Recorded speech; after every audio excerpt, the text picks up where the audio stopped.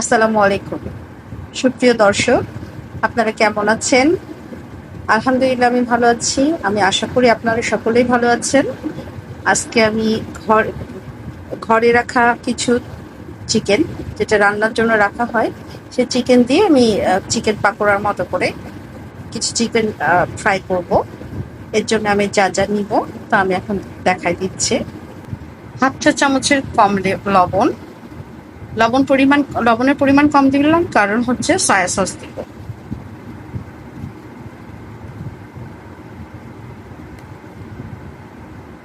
আদা রসুন জিরা পেস্ট হাফ চা চামচ,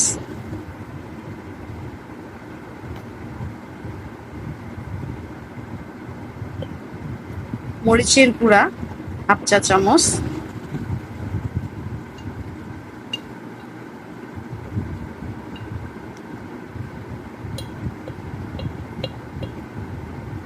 ধনে গুঁড়া হাফ চা চামচের কম,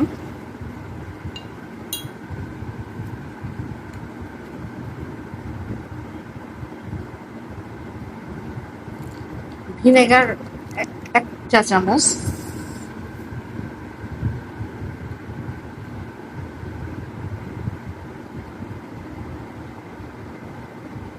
সয়া সস এক চা চামচ।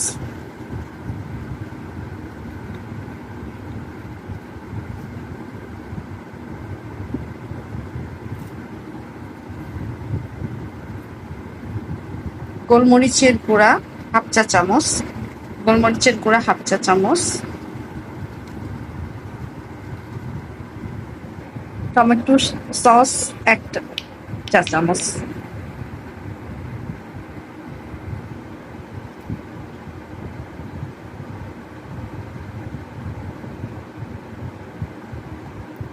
সরিষার তেল দিলাম এক টেবিল চামচ।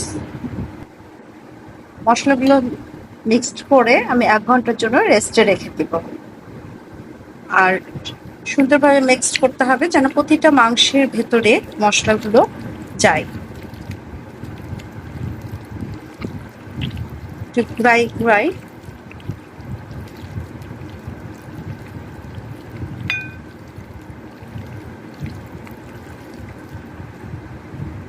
আমি 1 ঘন্টার জন্য রেস্টে রেখে দেব। 1 ঘন্টা পর ফিরে এসেছি।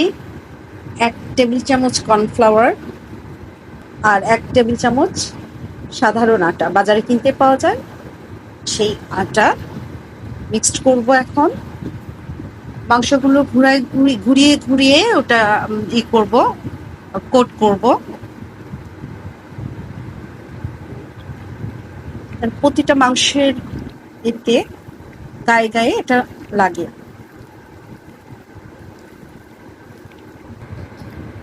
এবং 1 টেবিল চামচ আটা এভাবে চতুর্দিকে ছড়িয়ে দিব এবং যখন কড়াই দিব গরম তেলের মধ্যে ঠিক এভাবে তুলে এভাবে করে দিয়ে দেব। এখন যাচ্ছি কড়াই দিয়ে আমি চিকেন ফ্রাই ভাজার জন্য কড়াই গরম করতে দিয়ে আসছি। আর এখন দিব চিকেন ফ্রাই জন্য একটা করে কড়াইয়ের মধ্যে চিকেন। তেল গরম হয়ে গেছে।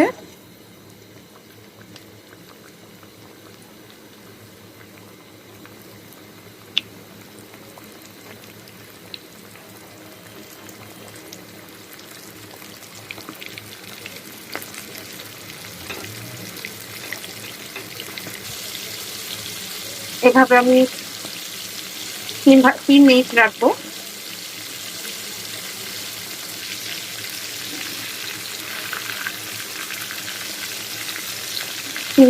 তিন মিনিট পর আমি এভাবে একটা করে উল্টাই দিব।